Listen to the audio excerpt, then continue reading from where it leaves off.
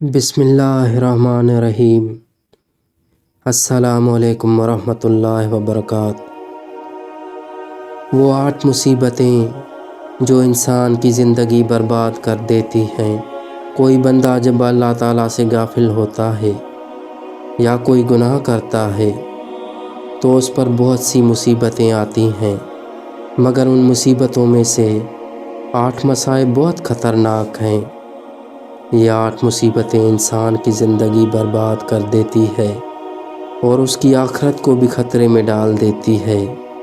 اسی لیے نبی کریم صلی اللہ علیہ وآلہ وسلم نے اپنی امت کو یہ مبارک طریقہ سکھایا ہے کہ روزانہ صبح اور شام ان 8 مصیبتوں سے بچنے کی دعا مانگا کریں۔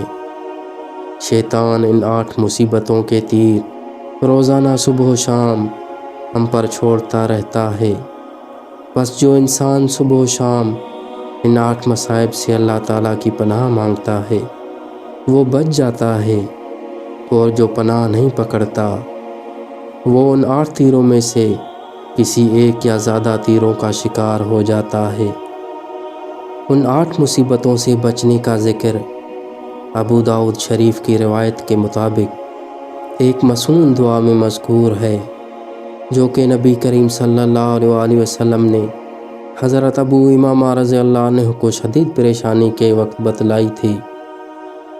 وہ دعا یہ ہے: اللہم انی اعوذ بک من الہم والحزن واعوذ بک من العجز والکسل واعوذ بک من الجبن والبخل واعوذ بک من غلبۃ الدین وقہر الرجال۔ یا اللہ، میں فکر اور غم سے آپ کی پناہ مانگتا ہوں، اور عاجزی اور سستی سے آپ کی پناہ مانگتا ہوں، اور بزدلی اور بخل سے آپ کی پناہ مانگتا ہوں، اور قرض کے غالب آ جانے اور لوگوں کے مسلط ہو جانے سے آپ کی پناہ مانگتا ہوں۔ اس مسنون دعا کے الفاظ پر غور فرمائیے۔ نمبر 1، الہم تفکرات کو کہتے ہیں، یعنی مستقبل کی فکریں، پریشانیاں، فضول پریشان کرنے والے خیالات۔ نمبر 2، الحزن غم کو کہتے ہیں، ماضی کے واقعات کا صدمہ اور غم کے ایک دم ابھر کر دل پر چھا جائے۔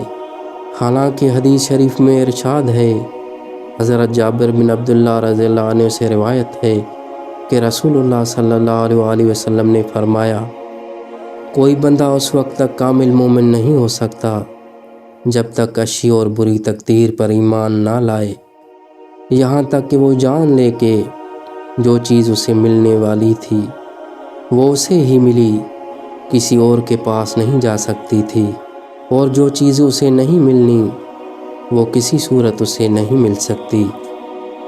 یعنی جو نعمت مل گئی وہ ملنا ہی تھی، اس سے زیادہ نہیں مل سکتی تھی۔ جو تکلیف آئی وہ آنی ہی تھی، اس سے بچا نہیں جا سکتا تھا، اور جو کچھ نہیں ملا وہ نہیں ملنا تھا، خواہ میں کچھ بھی کر لیتا۔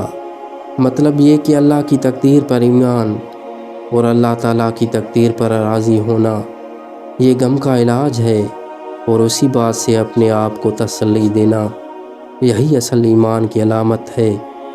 نمبر 3، العجز کا مطلب کسی نعمت کو پانے کی طاقت کھو دینا۔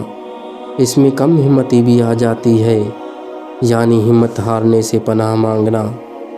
نمبر 4، الکسل کا مطلب سستی، یعنی انسان کے ارادے کا کمزور ہو جانا کہ میں یہ کام نہیں کر سکتا یا میں فی الحال نہیں کرتا، ٹالتا رہتا ہے۔